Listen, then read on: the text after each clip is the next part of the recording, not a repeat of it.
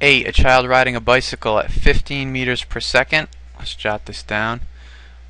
So their velocity initially is 15 meters per second. Accelerates at -3 meters per second squared. So what does that mean? They're accelerating at a negative. What does it mean to have negative acceleration? Meters per second squared. It means they're slowing down, right? Another way of saying the same thing is that they're decelerating. So they're going slower. And this is happening for 4 seconds. Time equals 4 seconds. What's this child's speed at the end of this 4-second interval? So we want to know the final velocity. What is the final velocity?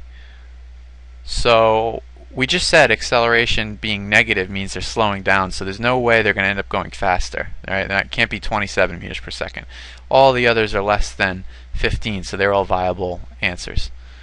By the way, one way to think about this, I'm going to do it by formula, but for every second that goes by that they're decelerating at 3 meters per second squared, they're going to be going 3 meters per second slower per second.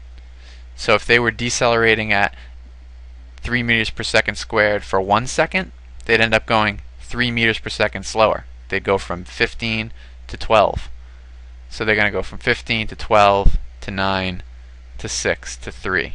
So I kind of gave it away. It's going to be 3. But let's do that formulaically. So if you had these same story as before, if you had these quantities, you'd go to your formula sheet, you'd look at the formulas, you see which one has these 3 and the final velocity, what's going to give you what you need, and hopefully you'll come up with this one.